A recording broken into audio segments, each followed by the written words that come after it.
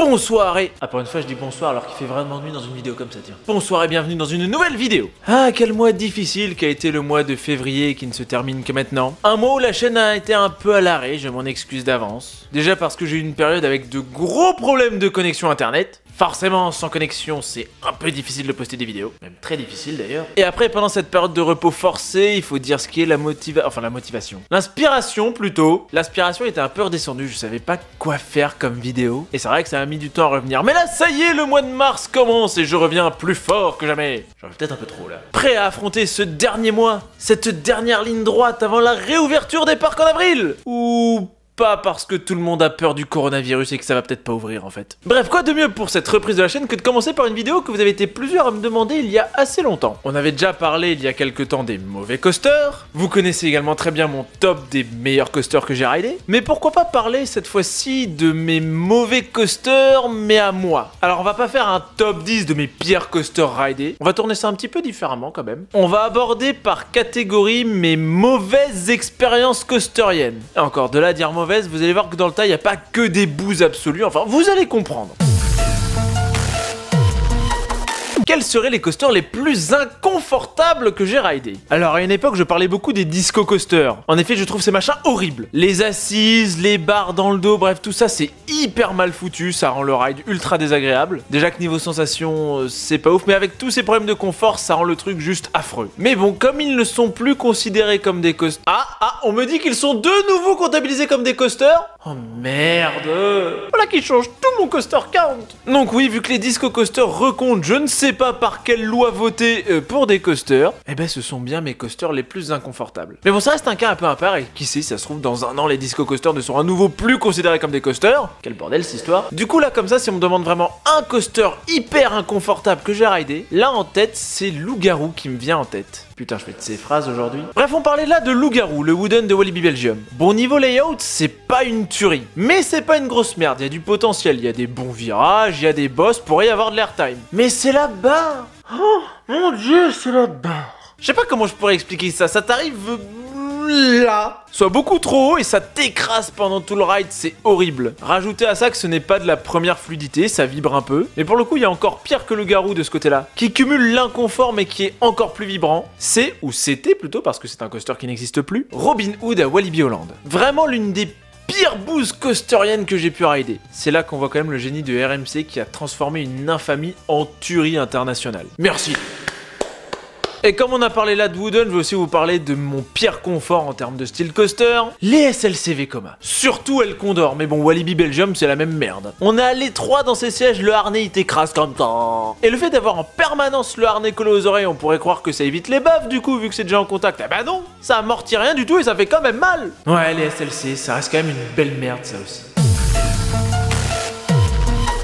Là on va parler de coasters qui de base ne sont pas mauvais, certains étaient même tout à fait corrects, mais qui avec le temps, en vieillissant, sont devenus des horreurs. Des exemples parfaits sont Stampida et Tonnerre de Zeus, deux Wooden CCI. Au niveau du layout, il y a du potentiel, c'est assez nerveux, il y avait quelques airtime qu'aujourd'hui on ressent plus trop, mais on sent qu'ils étaient là avant. Mais ça a tellement mal vieilli, aujourd'hui ça vibre dans tous les sens. De 2010 à 2014, dans Tonnerre de Zeus, je prenais encore du plaisir, le ride était bon, mais maintenant j'y arrive plus. Ça me fait trop mal aux côtes. Bon, quant à Stampida, lui par contre, je l'ai pas connu dans ses glorieux jours. Je l'ai toujours connu horrible, mais on sent qu'avant il devait être bien mieux. Au niveau layout, je suis sûr il serait même meilleur que TDZ. Mais bon, aujourd'hui c'est à la limite inridable quoi. Si je le fais, c'est juste pour me dire ouais, j'ai pas fait que Dragon Khan et Shambhala dans la journée, j'ai fait aussi Stampida. C'est limite ma seule motivation de le faire encore. Parce que sinon, vas-y que si j'irais pour Aventura, je ferais vraiment que Shambhala, Dragon Khan, hein, si... Bon, pour Tonnerre de Zeus, la situation est peut-être en train de s'améliorer, vu que Gravity Group est en train de le retraquer. Alors oui, on aurait préféré le retrack RMC, hein, on l'a bien vu avec Loup-Garou, on a transformé une grosse merde en une grosse tuerie. Mais déjà, Tonnerre de Zeus en retracking Gravity Group, quand il sera bien terminé, je pense que ça lui fera du bien. Bon, après, dans cette catégorie des coasters qui deviennent horribles en vieillissant, on pourrait aussi citer pas mal de loopers Vekoma. Donc tout ce qui est Godurix, les boomerangs, les corkscrew Vekoma, les double loop and corkscrew, bref. Oui, il arrive que parfois on ride certains coasters, et quand on en ressort, on se dit mais merde, mais à quoi il sert ce truc? Je me suis fait chier là-dedans. Et ça a été le cas dans Temple of the Nighthawk à Fantasyland. Alors je précise quand même, mon avis se base sur le ride que j'ai eu en hiver 2019. Et à cette époque-là, Temple of the Nighthawk n'avait pas encore sa nouvelle théma, sa VR, c'était pas encore Crazy Bat. Donc qui sait, peut-être qu'aujourd'hui on se fait moins chier dedans, là j'en sais rien. Mais en tout cas à l'époque, quand c'était Temple of the Nighthawk et qu'il n'y avait pas de VR, bah c'était l'ennui ce coaster. Niveau sensation, il se passe rien et ça se passe juste dans un grand bâtiment tout noir. On voit strictement rien, mis à part peut-être de la ventilation au plafond. Ouais, c'est le seul truc que j'ai vraiment vu de mes propres yeux dans ce coaster. Mais sinon c'est... Ensuite, autre coaster que je trouve bien inutile, et là c'est beaucoup plus proche de chez nous, c'est à Disneyland Paris, enfin c'est plutôt au studio, RC Racer.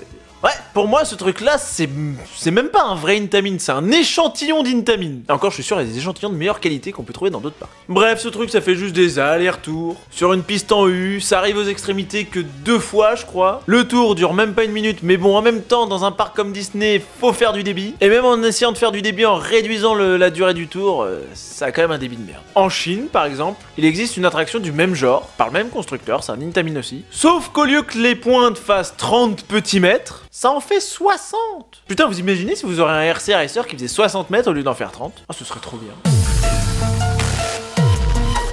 Oui, là on va parler de coaster qui m'a déçu. Alors vous savez, parfois il y a des coasters dont on attend en les voyant. On a la hype, on se dit ça va être génial. Et quand on en ressort, ah mais en fait c'était pas si ouf.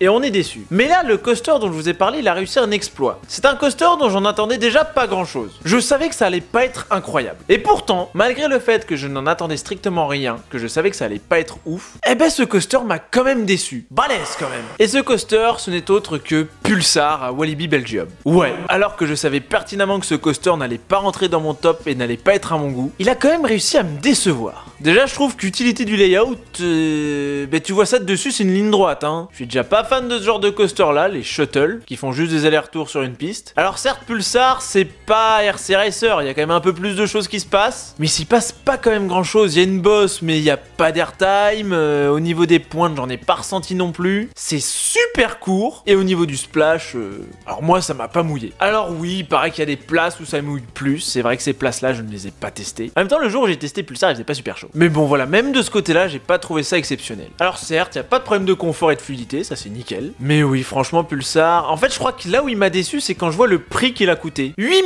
500 000 €, si je me réfère à RCDB. Pour le même prix, il y avait moyen d'avoir un Alpina Blitz, par exemple. Ou un nouveau Vekoma. Bon, après, les nouveaux Vekoma, ça s'est démocratisé un petit peu après Pulsar. Mais voilà, je me dis que pour le même prix, il y aurait moyen d'avoir tellement mieux.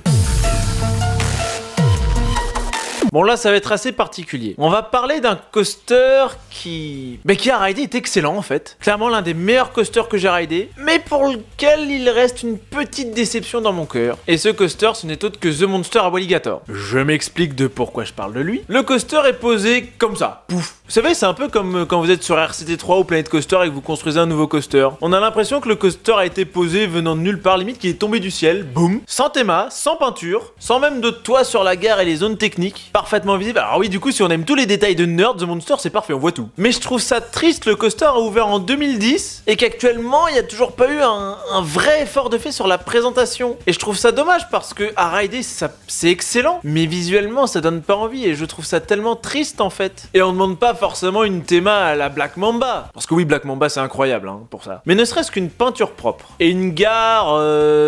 correct. Rien que ça suffirait à The Monster à redorer son image. Surtout que le parc a parlé plusieurs fois de thématiser The Monster, de le repeindre. Depuis son ouverture, on entend des discours comme ça. Et aujourd'hui, on est en 2020, soit 10 ans après son ouverture, et il y a toujours rien. Je sens que cette catégorie-là, elle va vous plaire. Quel est le coaster qui m'a fait le plus mal parmi ceux que j'ai ridés? Eh ben, je pense que c'est la catégorie appropriée pour parler d'un coaster que vous attendiez tous, Goodurix, notre cher looper Vekoma du parc Astérix. Bon, et lui, c'est pas comme Tonnerre de Zeus, hein. Tonnerre de Zeus, il est devenu horrible avec le temps, mais Goodurix, depuis la première fois où je l'ai ridé, ça faisait déjà mal. Et ça le fait toujours. Mention spéciale au retracking de 2013 qui n'a rien changé. Mais après, Goodurix n'est pas le seul. Franchement, je ne saurais pas dire qu'est-ce qui m'a fait le plus mal entre Goodurix Goodurix et un SLC Vekoma. Notamment El Condor à Walibi Holland. Ah quelle bonne merde ce truc! De toute façon, notre ami Coaster Studio a un jour dit un message très important à propos des SLC Vekoma. Étape numéro 1 pour rider un SLC Vekoma. Oui, je vous fais la traduction parce que Coaster Studio c'est en anglais sa chaîne. Étape numéro 1 pour bien rider un SLC Vekoma. Ne ridez pas de SLC Vekoma! Suivez ce conseil, votre vie en dépend. Et après, pour continuer dans mes expériences de coaster les plus douloureux que j'ai jamais fait, enfin du moins ceux que moi je trouve les plus horribles, ceux qui m'ont fait le plus mal, bah plusieurs coasters que j'ai déjà cités avant pourraient rentrer dans cette catégorie. Tonnerre de Zeus, Robin Hood, ouais, eux aussi ils m'ont bien fait souffrir. Parce que oui, il existe un coaster qui accomplit l'exploit d'accumuler tous les défauts qu'on a cités dans cette vidéo. Très inconfortable, vieillissant très mal, inutile, moche, et qui fait mal, le combo ultime, le boss final des mauvais coasters. Et il s'agit ni plus ni moins que d'Anaconda.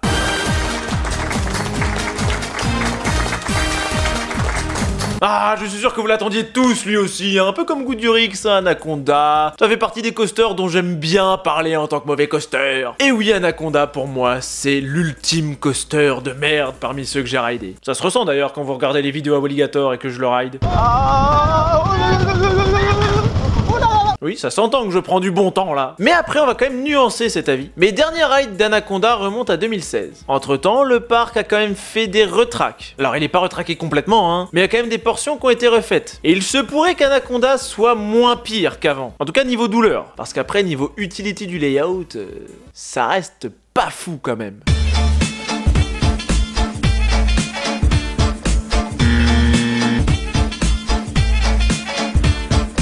Mais qui sait, il est possible qu'Anaconda soit Oh putain. Mais qui sait, il est possible qu'Anaconda soit meilleur aujourd'hui. Et voilà, c'est la fin de cette petite vidéo sur un sujet que vous attendiez tous, mes pires expériences coasteriennes. Dites-moi si le format que j'ai choisi pour cette vidéo vous a plu, c'est-à-dire ne pas écrire tout ce que j'allais dire à l'avance, j'ai voulu garder un avis un peu à chaud. Un peu comme si je réagissais à vos anecdotes, sauf que là je réagissais à mes propres coasters, à mes propres expériences. Dites-moi si ça vous a plu, et j'espère qu'on se retrouvera cette fois-ci rapidement pour une prochaine vidéo. Sur ce, je vous laisse et je vous dis à plus!